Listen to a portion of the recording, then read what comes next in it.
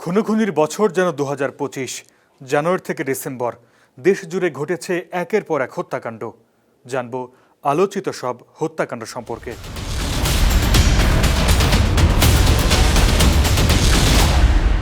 বছরের প্রথম দিনেই গণমাধ্যমে আসে দুই হত্যার খবর। বরগুনার পাথরঘাটায় যুবদল নেতা নাসির হাওলাদারকে পায়ের রগ কেটে হত্যা করা হয়।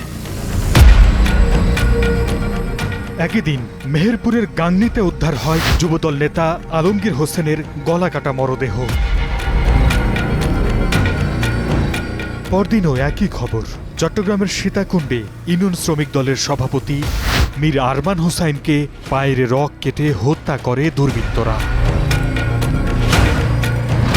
সেদিনই রাঙামাটির লংগদুতে গুলিবিদ্ধ অবস্থায় এক যুবকের মরদেহ পাওয়া যায়।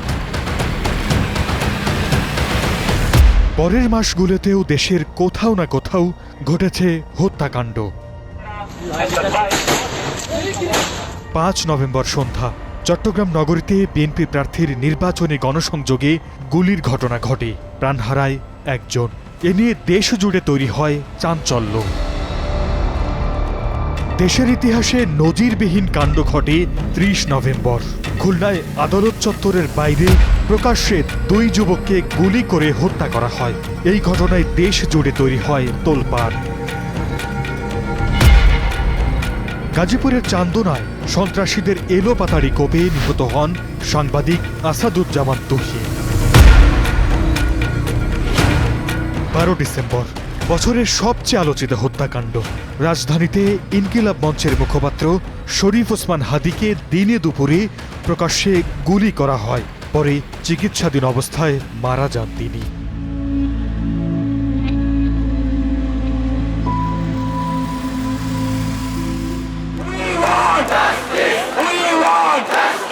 তার মৃত্যু ঘিরে দেশ জুড়ে ছড়িয়ে পড়ে বিক্ষোভ, ঘটে সহিংসতাও। ডিসেম্বরে রাজধানীর মোহাম্মদপুরে নিজ ফ্ল্যাটে খুন হন লাইলা আফরোজ ও তার মেয়ে নাফিজা। এছাড়া পল্লবীতে বন্দুকধারীদের গুলিতে যুবদল নেতা গোলাম কিবরিয়া ও মিটফোর্ড হাসপাতালের সামনে প্রকাশ্যে পাথর দিয়ে থেতলে সোহাগ হত্যাকাণ্ডের ঘটনা ঘিরে চলে তুলকালাম কাণ্ড।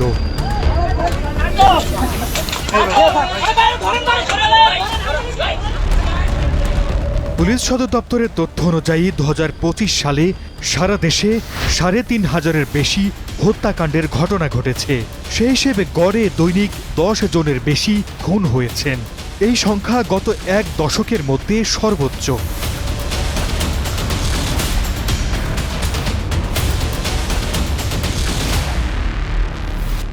সর্দার মোহাম্মদ আরিফ, স্টার নিউজ।